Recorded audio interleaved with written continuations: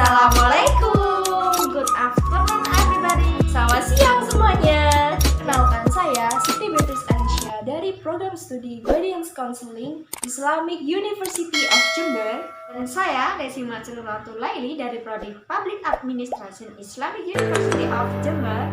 Di sini saya sebagai praktikan atau sebagai konselor. Saya sebagai konseling. Di sini kami akan melakukan konseling individual tentang karir. Selamat menonton. Check it out. Assalamualaikum warahmatullahi wabarakatuh. Selamat siang. Sebelum kita mulai ya proses konseling ini, kepercayaan yang berdoa selesai. Nah, kita awali kita sudah menyebarkan ya proses konseling yang hari ini dimulai dan mudah-mudahan lancar. Oke, untuk kenyamanan nih sekarang dan selanjutnya saya bisa memanggil nama atau lebih nyaman manggil apa? Nama aja. Nama aja ya. Oke. Di sini saya juga izin mencatat dan juga merekam. Apakah diperbolehkan? Ya. Nah, sebelumnya Desi ini sudah pernah melakukan konseling apa belum ya?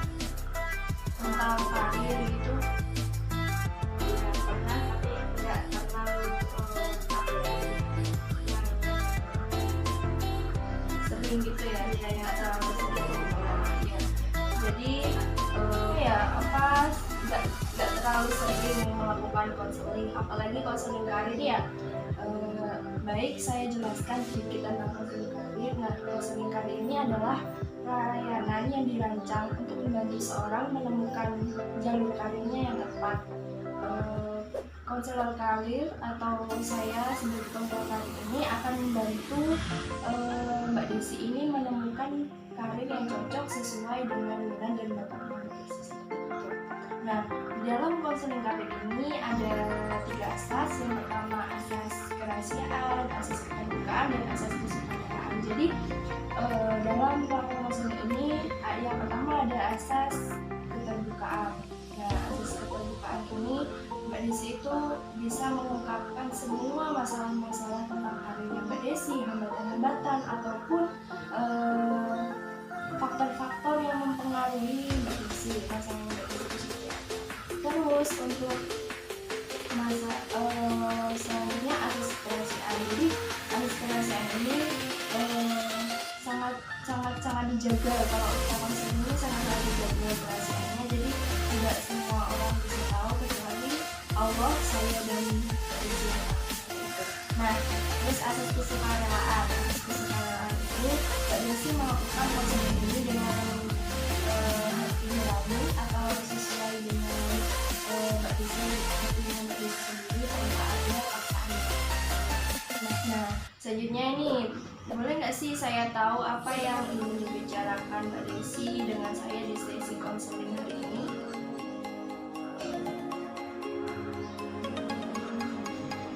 akhir-akhir ini tuh saya merasa cemas ya udah lama sih, tapi saya merasa cemas sekarang itu karena saya kan udah semester 4 S1 kan.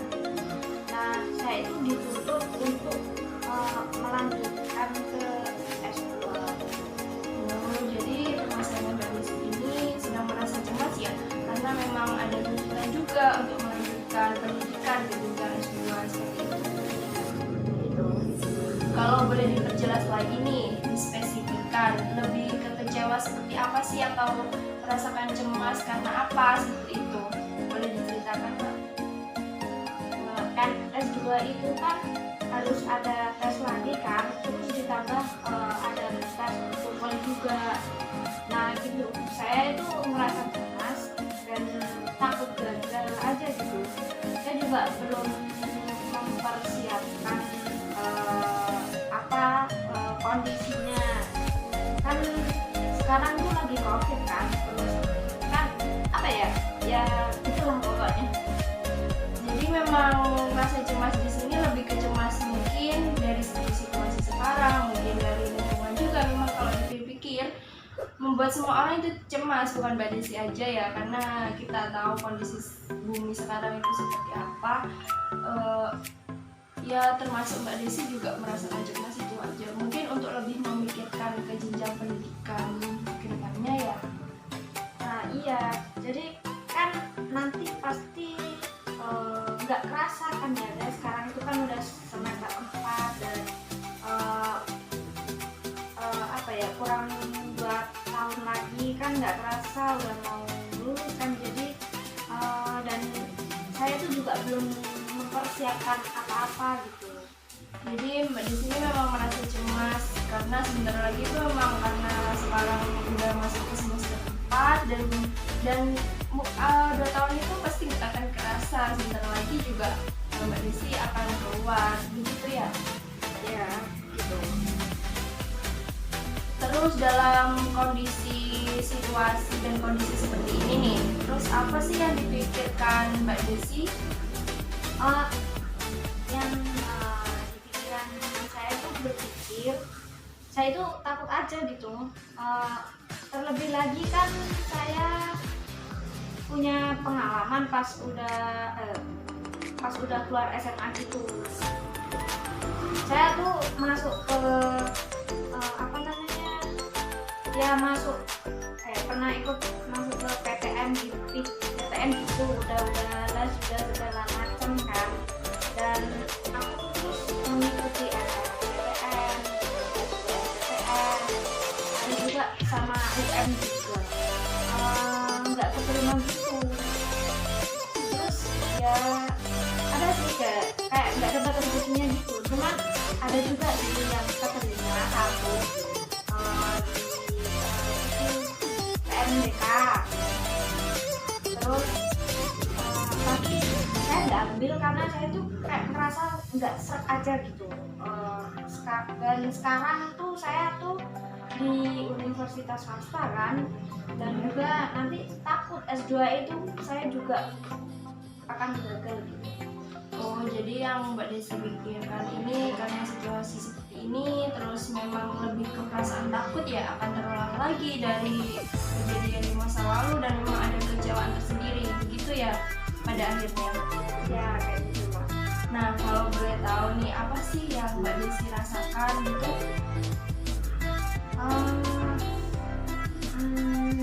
Ya kayak tadi itu ya, saya nggak merasa percaya diri aja sih, mengingat pengalaman sebelumnya itu kan saya juga udah belajar mati-matian, tapi kan tetap aja ujungnya gagal.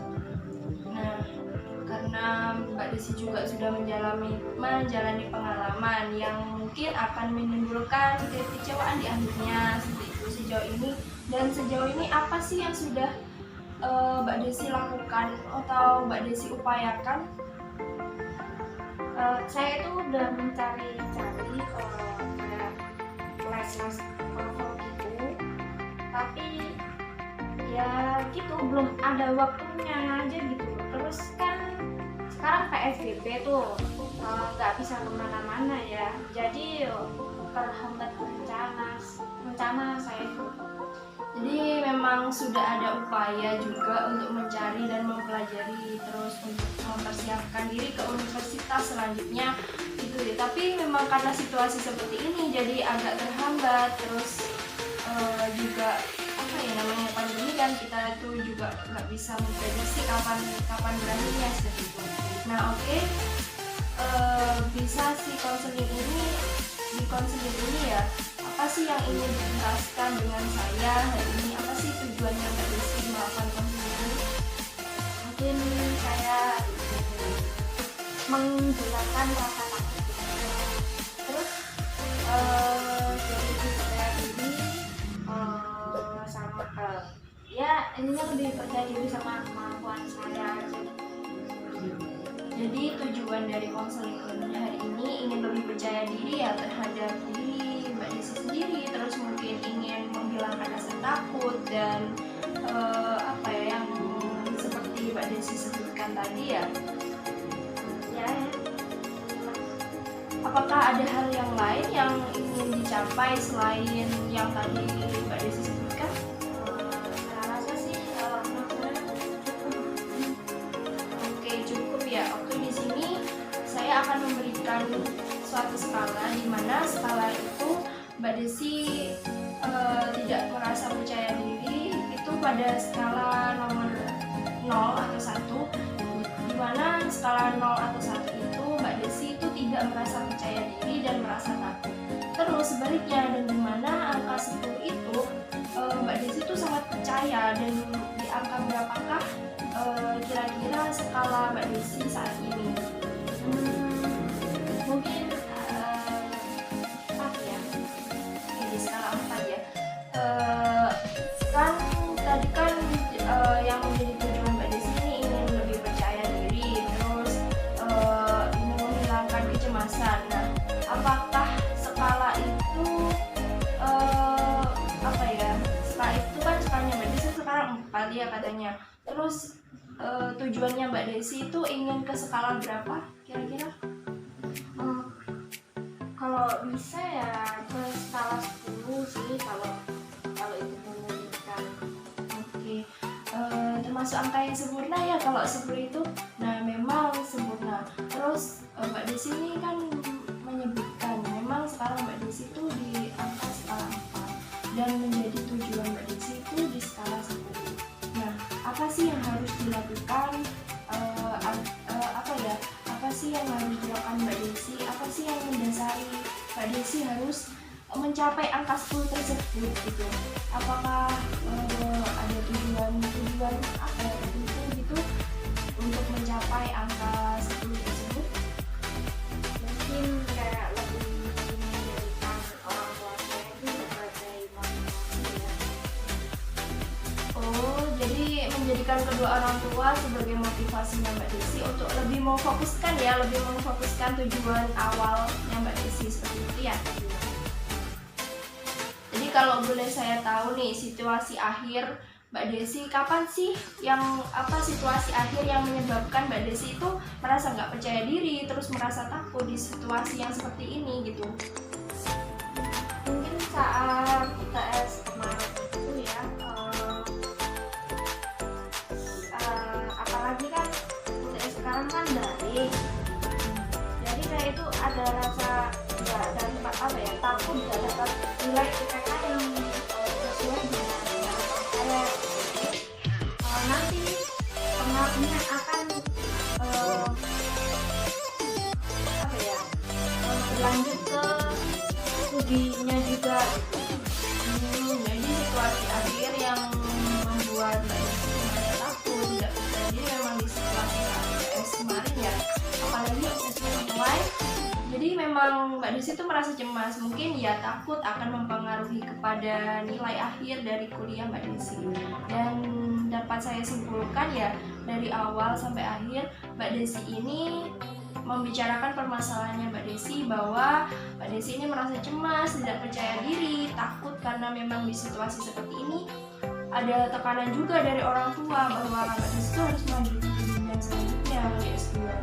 Namun karena Mbak Desi ini sudah semester 4, jadi Mbak Desi itu mungkin sulit untuk mempersiapkan karena tidak terasa waktu itu kan, nggak kerasa kan, kayak kerasa lama, tapi kalau kita jalani itu pasti sebentar.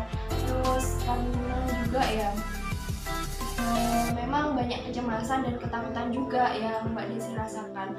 Nah, di sini saya akan mengajarkan Mbak Desi sebuah teknik. Ini saya akan menunjukkan sebuah skema ya.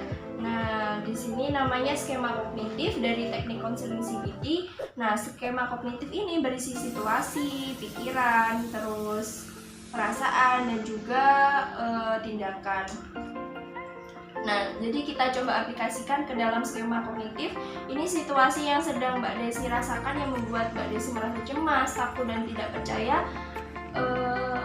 Tadi kan berada pada situasi saat UTS kemarin ya. Saat UTS kemarin.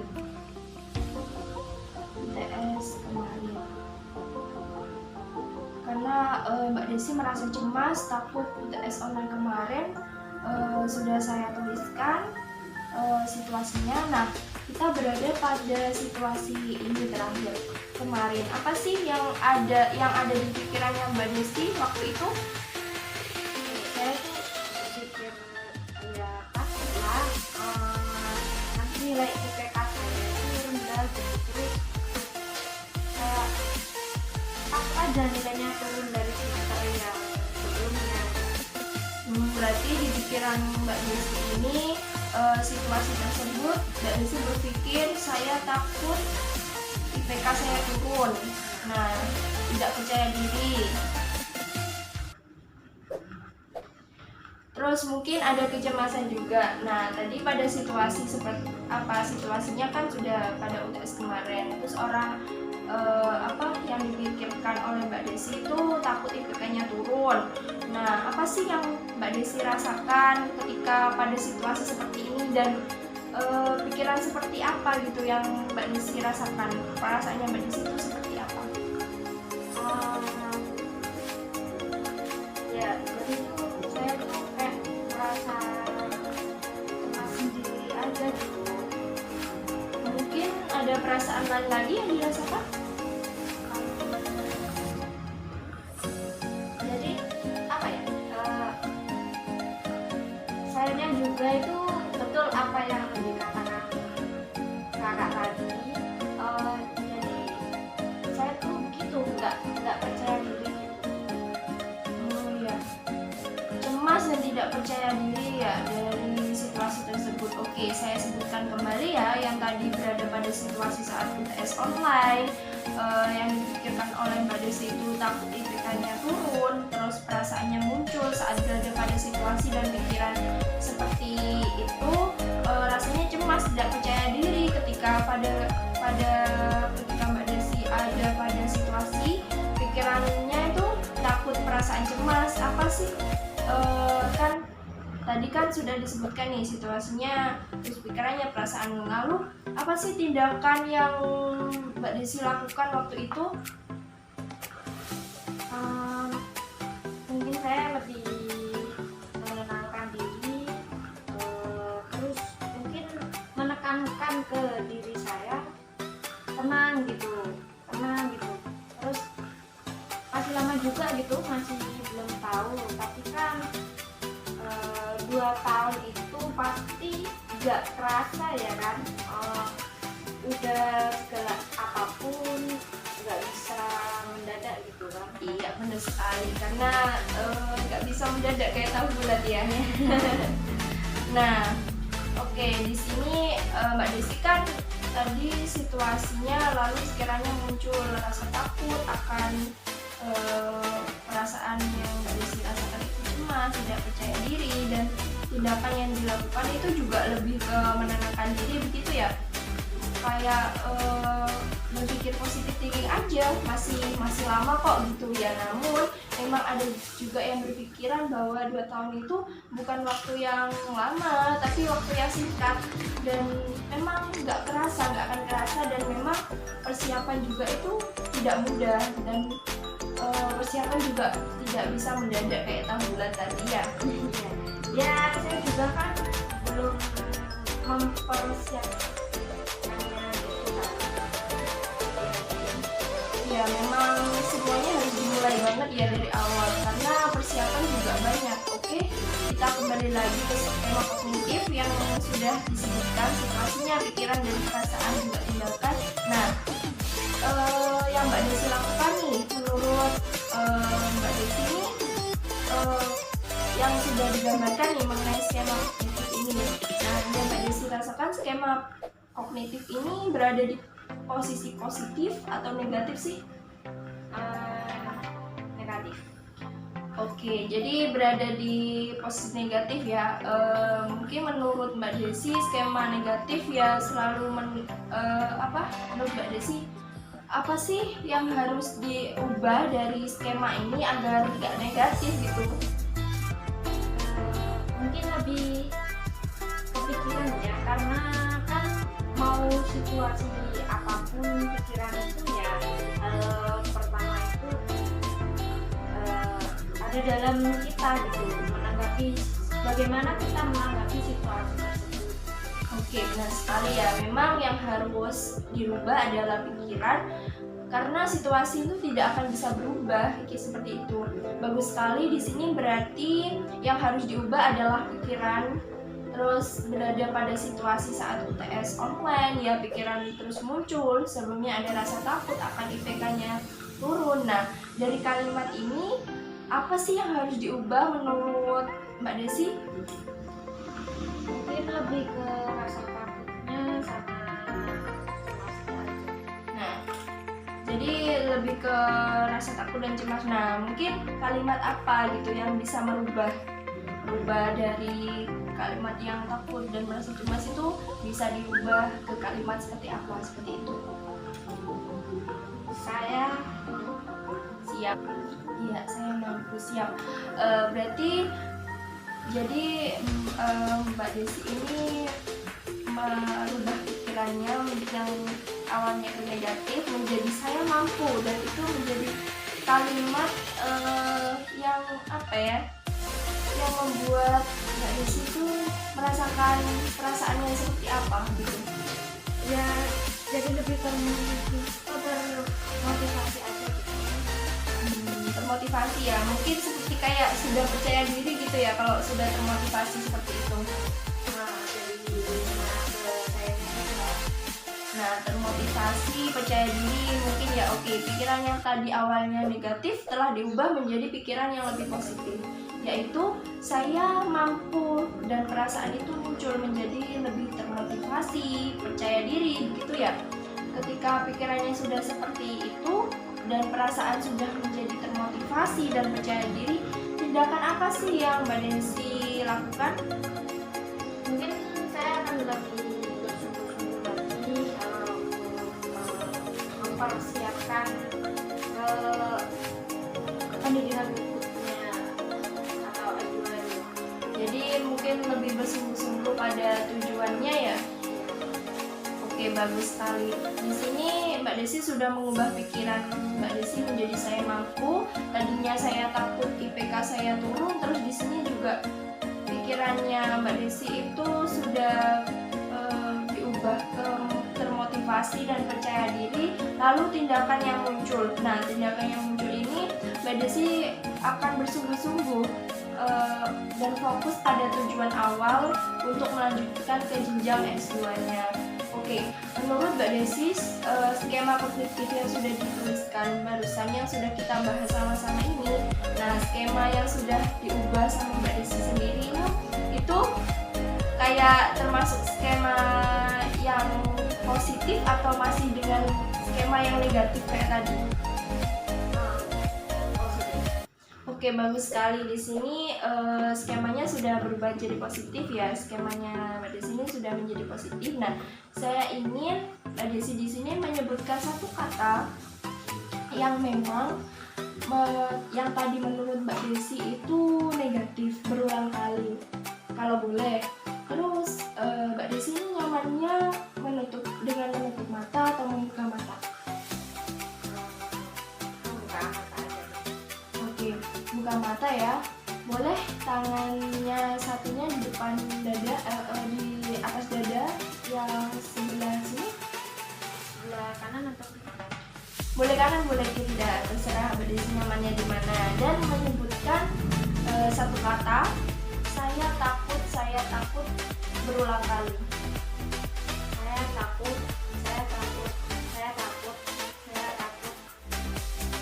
Oke, cukup. Apa yang Mbak Desi rasakan setelah bilang saya takut seperti itu? Jadi kayaknya nggak enak juga. Jadi kesayanya juga nggak enak. Jadinya ya nggak enak aja lah. Oh, jadi nggak enak. Nah, nggak enaknya ini seperti apa? Ya jadi nggak percaya diri aja. Oke, jadi nggak percaya diri ya, karena memang kata-kata tersebut sudah mendominasi pikiran dan tubuh Mbak Desi yang saya takut jadi lebih tebal. Mungkin seperti itu ya. Oke, saya ingin Mbak Desi sekali lagi menyebutkan satu kata namun berbeda ya di sini. Katanya atau kalimatnya itu saya mampu, saya mampu, saya mampu. Itu diulang berkali-kali, boleh dilakukan? Silakan. Saya mampu, saya mampu, saya mampu, saya mampu, saya mampu. Oke, cukup. Oke, apa yang Mbak Desi rasakan setelah bilang saya mampu berulang kali? Lebih semangat ke saya sendiri. Oke, jadi lebih semangat hidupnya ya, lebih termotivasi mungkin ya, seperti yang dikatakan Mbak Desi tadi. Oke, di bagian mana sih yang lebih terasa gitu perasaannya seperti itu? Mungkin di dada saya. Jadi kayak lebih terasa menggebu-gebu mungkin ya, lebih termotivasi dan lebih fokus pada tujuan awalnya Mbak Desi. Nah, di sini saya akan menskalakan kembali di mana tadi Mbak Desi sebutkan bahwa Mbak Desi ini berada pada skala 4 ya, dan yang menjadi tujuan Mbak Desi adalah skala nomor 10. Nah, saya ini ingin bertanya lagi nih ke Mbak Desi, kan tadi skala nomor 0 atau 1 itu skala di mana Mbak Desi itu tidak percaya diri, dan skala nomor 10 adalah skala yang Mbak Desi rasa itu Mbak Desi sangat percaya diri. Nah, gimana sekarang? Berada pada skala nomor berapa kira-kira Mbak Desi sekarang? Mungkin 8. Wah, cukup jauh juga ya lompatannya dari 4 ke 8. Wah, apa sih menjadikan Mbak Desi itu yakin gitu sampai naik beberapa angka dari 4 menuju ke 8 seperti itu? Saya juga berusaha aja gitu. Kan saya juga udah nggak merasa terpaksa gitu untuk melanjutkan S2, dan saya juga mengingat orang tua saya harus bisa lah, insya Allah. Dan juga mungkin ikhtiarnya aja dulu. Kalau memang gagal ya nggak apa-apa, cuman tidak aja ya. Nah, kesedihan dan penyesalan itu pasti di akhir ya, soalnya ya seperti itulah, kita itu nggak akan mungkin penyesalan dan kesedihan itu ada di awal. Kalau di awal itu namanya pendaftaran seperti itu. Nah, yang Mbak Desi rasakan ini, Mbak Desi yakin ya sampai ke angka 8 memang memotivasi diri sendiri untuk lebih maju, karena memang tujuan awalnya untuk mencapai keinginan juga merealisasikan keinginan orang tua Mbak Desi yang menyuruh Mbak Desi untuk lanjut ke S2. Terus Mbak Desi juga ingin membagian orang tua begitu ya. Oke, di sini saya akan memberikan sebuah PR, pekerjaan rumah untuk Mbak Desi, dan Mbak Desi juga bisa mengaplikasikan PR ini saat Mbak Desi itu nanti merasa berada di situasi yang sama yang membuat Mbak Desi itu merasa cemas, merasa takut, terus merasa nggak percaya diri seperti itu. Jadi PR ini bisa Mbak Desi aplikasikan sendiri. Nah, PR-nya adalah di sini saya menugaskan Mbak Desi untuk menulis lagi skema kognitif yang seperti tadi yang sudah kita pelajari sebelumnya, dan di sini ada situasi, pikiran, perasaan, dan juga tindakan. Nah, saya ingin Mbak Desi itu menuliskan kembali, dan Mbak Desi itu intinya bisa mengaplikasikan lah dalam kehidupan Mbak Desi selanjutnya,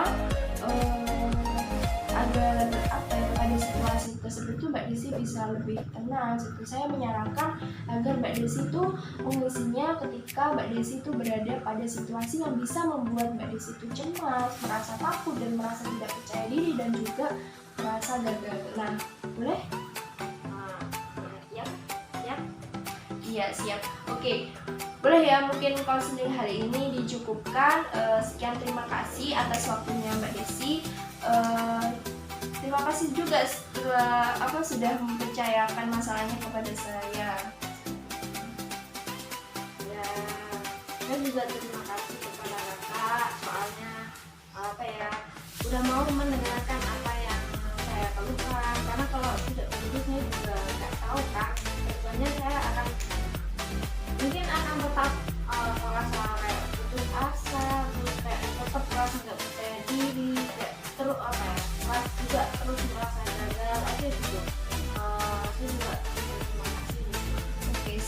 Mudah-mudahan apa yang sudah kita pelajari hari ini membuat Mbak Desi itu lebih percaya, terus lebih semangat dan fokus pada tujuan yang sudah Mbak Desi tanamkan sejak awal ya.